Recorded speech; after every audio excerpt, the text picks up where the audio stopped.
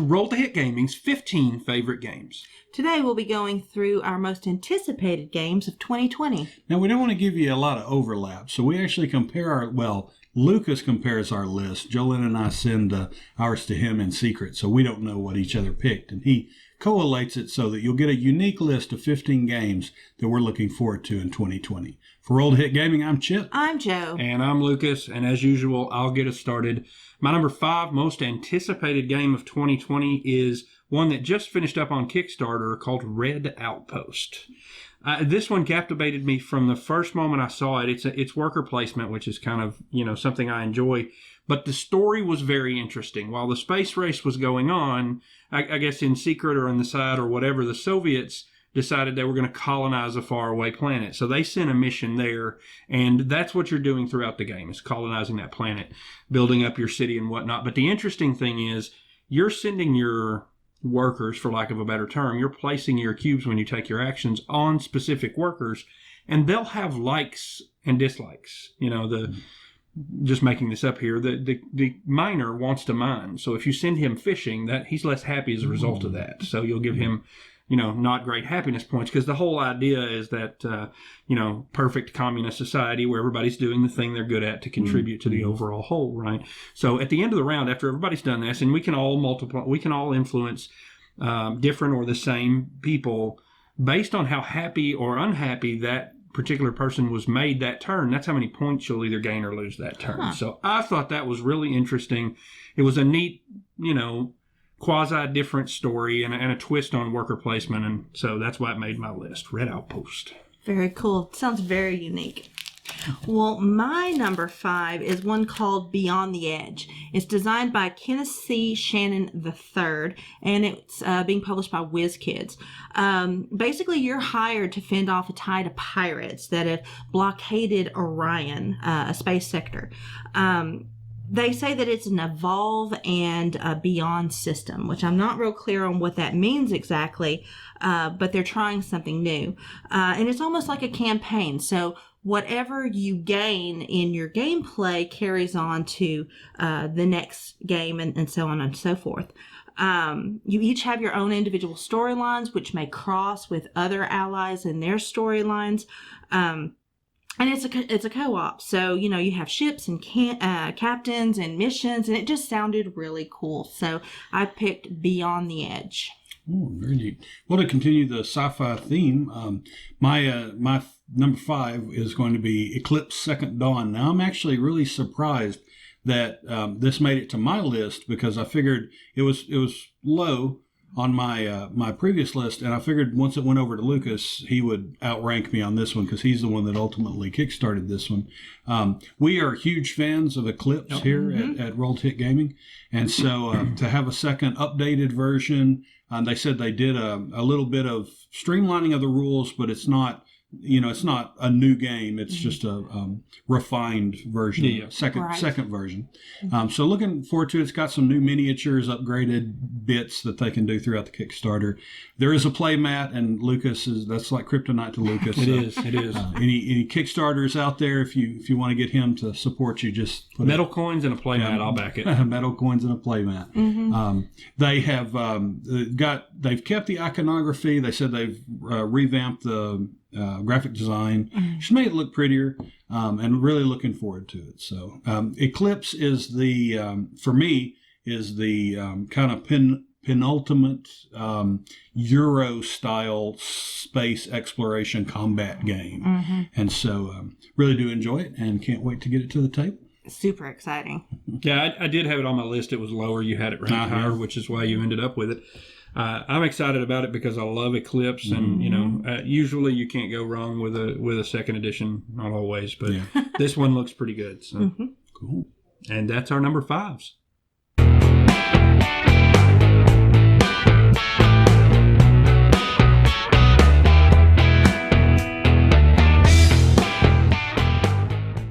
So at number 4, I picked an expansion. This one is from Fortunes and Glory called Temples and Treasures. It's an Indiana Jones style game. Basically dice rolling and press your luck from Flying Frog Productions. I did a little research on it, and with the original base game that came out in 2011, they had a couple of expansions that came along all the way up to 2013. So this is 7 years later, we finally have another expansion for Fortune and Glory. But you have lost treasures, ancient temples, tribal warriors, and the villains you're going up against are the Amazon Queen and a witch doctor. So super excited about this expansion, and that is Fortune and Glory, Temples and Treasures. Could I go first? Yeah. I love Flying Frog Productions. Are you anticipating this game because you want it to sit on the shelf of shame like the base game has done now for super excited over a year? It's just going to enhance my enjoyment when I finally get everything on the table. Oh, okay, all right. I will be there. I mean, I'm down to play. It's interesting to anticipate a game you haven't played yet. But friends, I don't care. roll to hit nation, as the millennials say. Here we go. Let me let you in on a little how the sausage is made. Most of the time, the responsibility for learning and teaching games either falls to myself or to Lucas. In the case of Fortune and Glory, we have drawn the line in the sand and told Miss Jolene it is her responsibility to learn and teach this game. It has been on our shelf of shame for over 1 year, possibly 2. So Exaggeration. I have got to page 3 of the rule book. Shut it. So I'll say I hope that when the expansion gets here, it really kicks you in gear to learn those rules. It is. And I'm teach excited. It should I'm really excited about galvanize me to get the whole game on the table. Well, my number 4 is going to be one that I'm anticipating it just because of the. Is this Brazil? No, it's not. Too soon. Okay. Good point. What's your game? You didn't want to go for the three-peat? That's I want this game. You keep telling me. You keep hurting me. Okay. Aside from that, so sometimes when you're looking through BGG, you find this game, you're like, and you read what it's going to be, and you're like, wow, that's interesting, right? Yeah. So this is one of those. I have no idea if this game is going to be good or not. How do we on any of them, really? But this game is called Perseverance Castaway Chronicles.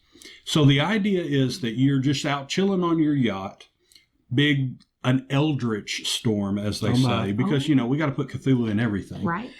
Has blown you around and deposited you on an unknown island, not necessarily uninhabited, where you immediately discover that there are dinosaurs. So, Joe, this is right up your alley. Yes. It is a game of survival that the group will establish a camp and then build that camp into a kind of a fort of some type. The fort will become a village, and over the course of like 4 acts of play, your group will go and create a survival world, right, in which you will at some point tame the dinosaurs that you see and use them as mounts to ride around from location to location.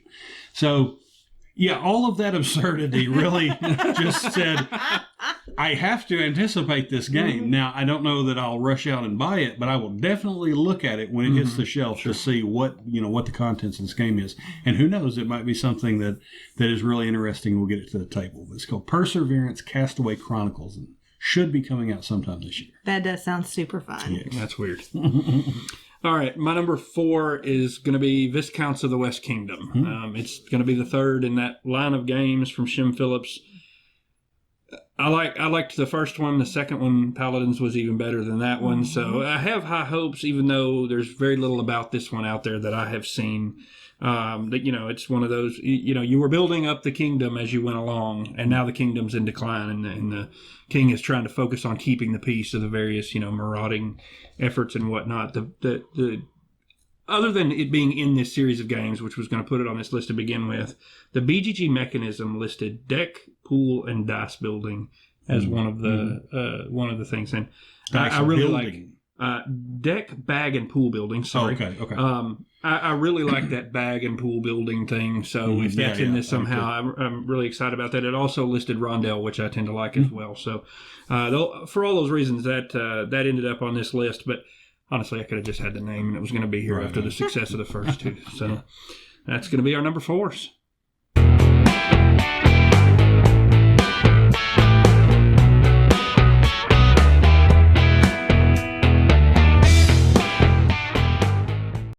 now for our number threes, I'm going to start it off. Lucas talked about Viscounts of the West Kingdom. The kingdom Is being that how you pronounce it? Viscounts? Yeah. I think so. Huh, I mean, okay. I'm Texan, so who really knows? So, the kingdom being in decline. I'm going to continue on that theme with After the Empire.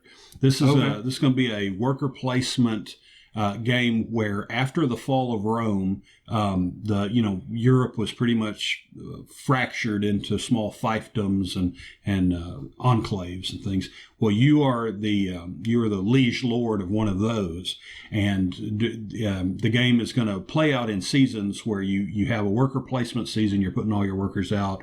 Then you'll gather all the resources that those workers provide, and then the barbarians come. And so the course of the game is you preparing yourself for each seasonal invasion of the barbarians, trying to keep your city or your fiefdom together and going forward, while trying to build all that way and become more powerful. It doesn't seem to be player interaction, like direct conflict between players. I'm not like 100% sure on that, but it doesn't read that way. What it reads is that, we're trying to build up ourselves, then here comes some barbarians, they'll beat us down a little bit, and we'll have to rebuild and repair. And then at the end of the game, of course, the most powerful liege ruler is the winner. Sounded really interesting. I'm kind of a sucker for that kind of era of right after the fall of Rome and the way that Europe developed there. So thought that'd be kind of cool. We'll see. We'll see what it looks like. But After the Empire, that is my number three. I hadn't heard of that one. My number three is from Red Raven Games, and that's Sleeping Gods. I tend to like Ryan Lockett's game. The last one that I got was the second edition of the Ancient World, and I thought it was brilliant. I love the way they made those titans that were coming at you mean something. So, as far as I'm concerned, the guy's on a roll. We picked up Rome at BGG Con, and it's a small box game, but everybody seemed to like it.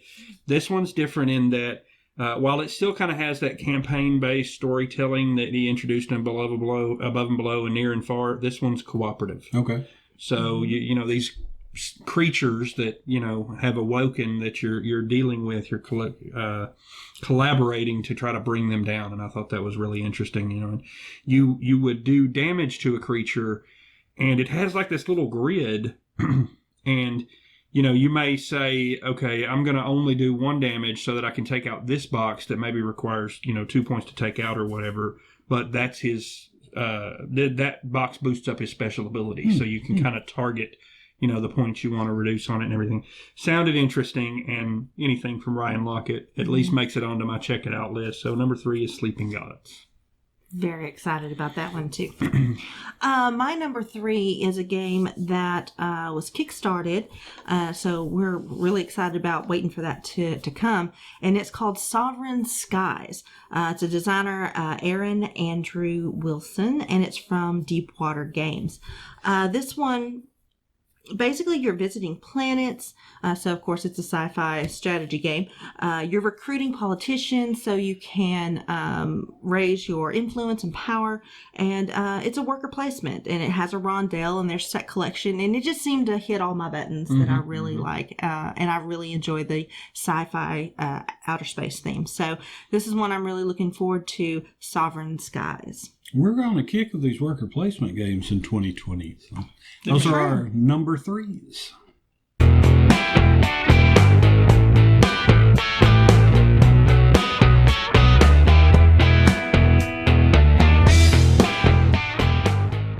Welcome back. My number 2 is from Bellwether Games and designer Johnny Pack Canton of Coloma, Sierra West fame, and that is Lions of Lydia.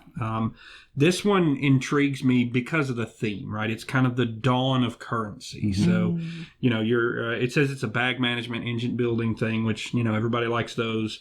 And you're hiring merchants to trade your goods to build up your holdings, while going from that society of trading goods and services to using currency to acquire goods and services. So cool. The theme sounded really interesting. Johnny Pack Canton is on a roll. I don't think anybody can deny that. So that's why this one ended up at number 2 on my list, The Lions of Lydia. Check out the BGG write-up for more on that theme because I think you'll find it interesting. Very cool.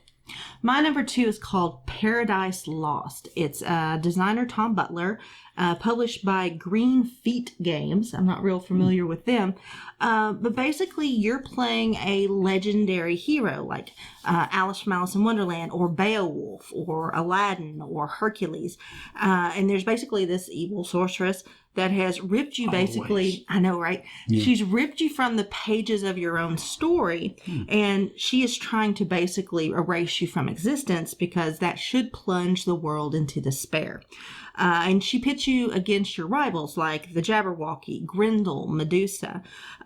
So you're going to be traveling the realm, number one, trying to deduce which bad guy, Jabberwocky, whatever, that she has summoned. You also need to find out, okay, so if it's a Jabberwocky, then what weapon do I need in order to defeat it? And then you need to find the lair in order to go against that monster. So for the whole thing, you're going to all these places trying to figure out how to defeat this monster and prepare for that fight to come. On the way, you're going to be speaking to oracles. You're going to be learning secrets. So it's a deduction game for 2 to 5 players, worker placement, and resource management. This really sounded cool. Sounds pretty neat. Yeah. I was going to give that one a whirl, and that is Paradise Lost. Cool. My number 2 is one for the kids. So I've kickstarted this, just waiting for it to come. Should be here, knock on wood, this year. It's called Fossils, right? And so Fossilis. Yes, Fossilis. Oh, is that it? Yeah. Yep. Maybe I didn't say it. Yes. So the idea is you're digging for dinosaur bones, but this had a kind of the toy game sort of feel to me, which will fit for my younger sons. I think they'll get a kick out of it. Both of them like dinosaurs as well, so that doesn't hurt. I want to play too. I like dinosaurs. Right. This one, so the board has a bunch of depressions in it, right? Little cubby holes that you sprinkle in the dinosaur bones and different accoutrement there. Then you have a lid that will slide over it. You can give it a shake so it gives it, a good random distribution. And then you will stack these plastic blocks on top that represent the layers of the ground, Then you can, the lid will slide out from the board. And at that point, all the cubbies are now covered by these 2 or 3 layers of dirt. And through the course of the game, you select and remove layers of dirt. I think some of those give you different materials that you can then trade up to get better tools or whatnot. And as you unveil the hole in the ground, when you find a dinosaur bone, you collect that, and then you'll have mission cards to assemble certain dinosaur fossils. And so if you find the correct skull, you can put that on your card, and when you have that set of bones, you can cash that in for points and have that dinosaur in your collection. So I thought it was really neat. I mean, it's very simple, what appears to be a very simple gameplay, but it does seem like a really fun activity to do with the boys. Seems like a neat game, and like you said, I kind of dig the dinosaur stuff. Yeah, so that does sound cool. Yes, we will give you reports on it. And those are our number 2s.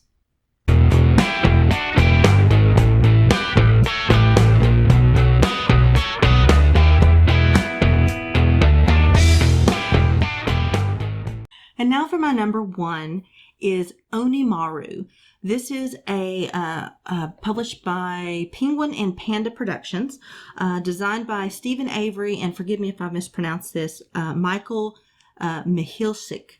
It's a Kickstarter game that I found that it's basically you're a group of heroes and you're standing together to fight against Oni and their endless hordes that are coming to basically destroy Japan initially, but it's trying to invade this village to start off with. It's a co-op game, and like I said, you're defending a village against these demon invaders, and you have to go through 3 demon Oni. And then you have a certain number of rounds to do it in, and if you don't defend the village against them, then the demons win, the gate remains open, and Japan will fall. So it's a dice game, and each of your heroes is variable player power, so everyone has a little bit of a unique character that they play. But you work as a team in order to allocate the dice, which kind of reminded me a little bit of that Teenage Mutant Ninja Turtle thing. So The Oni, of course, they'll fight back and they'll summon more of their horde to attack with them. And then with it, it says that you can customize your hero, so you can make him better as you go along. The Oni, they have their own decks with their own hordes, their own attack cards. Once you defeat one, well, the cards that are still in place stay in place, so the next Oni is even more powerful because that makes their deck bigger. So basically, I just thought that this would be super exciting. It's just this endless hordes that are coming at you one after another, and as your character's building in strength and you're working together to fend them off, I just thought that this would be a exciting gameplay. So I chose Onimaru. Cool. Well, I couldn't let the 2020 anticipated list go without putting a legacy game on it. So my number one is going to be Vampire the Masquerade Heritage. I am a huge fan of Vampire the Masquerade from long time back. And so we are jihad nerds. Yeah. Very big. We were huge into that card game. Now, they've had some sputters with board games that had the vampire, IP. But this one looks really cool. So it's card based. You are playing to complete intrigues and missions and things. With your vampire clan against the other players. Where this comes into the legacy style is this is one of those where the cards come sleeved, and what it says is that they're going to come pre-sleeved so that you don't know what's on the other side of those mortals, because after the conclusion of every scenario, you get a choice to turn some of the mortals into vampires. And at that point, you will unsleeve them, flip the card, and then put it back to reveal their vampiric self, right? And so that's interesting. What's interesting is at that point, you put your sticker for your clan on it. Yes. You might not get that card in the next game, but you made that one your clan and your copy. That's right, yeah. Cool. So they become your clan, but you put them back in the deck. So next time, Lucas may draw it, and now, he may not be playing my clan, but he has a vampire that I created, right? And can use them for his machinations and stuff. So that just sounded really vampire to me, right? Yeah. And so I'm really excited about it, and hopefully we will get it this year. I'm excited, but I'm worried. My heart's been broken so many times with, them bringing something out like it. I remember, 3 or 4 years ago now, coming out of Gen Con. Yeah. There was an image that said Vampire the Masquerade LCG, and our group lost their mind in our little group text chat, and come to find out it was a hoax image that somebody had made. So whoever made that, you're bad. Broke my heart. Yeah, we were super on board with that. Yeah, I'm looking forward to that one too. My number one is, everybody comes out with these civilization games, and all of the ones that have my favorite civilization based, not Civ. All the ones that have my favorite civilization are these boring, crunchy Euros that just suck. Clash of Cultures, the remake. Joe, did he tell you about it? No, you told me not to tell her. Aren't you? Anyways, Nope. So one of my favorite designers this year is coming out with the third in his series, and this is going to be Ankh, Gods of Egypt. I've been begging for an Egypt game with big Egyptian miniatures. I haven't played Rising Sun, but I played Blood Rage, and honestly, it's fine. It's kind of the way where I sit on that one. But I tend to like Eric's designs, and the Egyptian theme has just got me. And you're a god at the time where the old ways are starting to fade away and people are believing in them less. So you're actually actively trying to get more followers to keep your power base up, because I guess if you run out of followers, then you're not a god anymore, right? Nope. So I'm super, super interested in seeing this one. I would love for it to live up for the hype that I have in my mind. And again, Eric's one of my favorite designers, so I think it's got a shot. My number one, Ankh, Gods of Egypt. Yeah. It'll be interesting to see how he finishes that trilogy. Yeah. And that's going to wrap up our 15 most anticipated games for 2020. There's a lot of great games coming this year. There's a ton of games that we don't even know about. For example, whatever big thing Fantasy Flight's going to announce at Gen Con. depending on what Fantasy Flight is by the time Gen Con gets here. So, there's a ton of games that are going to come out this year. These are the ones we know about now and we're looking forward to. Post some of your most anticipated down in the comments section below. For Roll to Hit Gaming, I'm Lucas. I'm Joe. And I'm Chip. Don't forget to hit that subscribe button.